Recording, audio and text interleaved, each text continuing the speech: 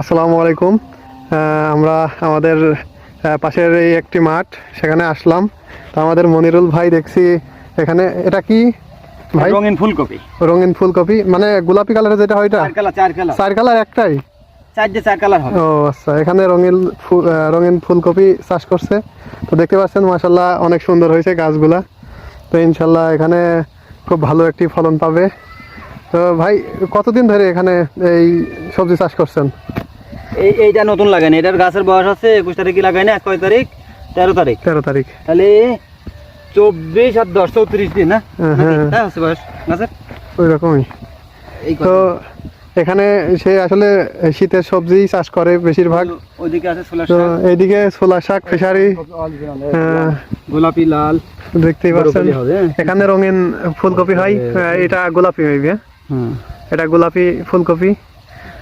কি কি কালার আছে এখানে? 4টে কালার আছে। বেগুনি কালার, হ্যাঁ, হলুদ কালার, হ্যাঁ, লাল কালার, সাদা কালার। মাশাআল্লাহ। ঠিক আছে, এই যে এটা হলুদ কালার। এই যে এটা দেখতে পাচ্ছেন, এখানে ভিতরে হলুদ হলুদ হচ্ছে। এটা হলুদ কালারের ফুলকপি। আসলে এখন সব জায়গায় এই চাষ শুরু হয়ে গেছে, কারণ এই ফুলকপিগুলোর অনেক চাহিদা এই শীতকালে। তো এখানে সুন্দর মটর শাকের চাষ করছে আমাদের মনিরুল ভাই। এইদিকে ছোলা আছে। ছোলা আর কি আছে ভাই? ছোলা, খেসারি আর ধনিয়া। আর চারপাশ দিয়ে দেখছি এখানে পালং শাক এই যে রোপণ করছে। এইগুলো ছোলা না? দেখতেই পাচ্ছেন ছোলার শাক। এইগুলো মাথা থেকে কেটে নিয়ে যায় বাজারে বিক্রি করবে। তো ভাইয়ের প্রজেক্টটা অনেক সুন্দর।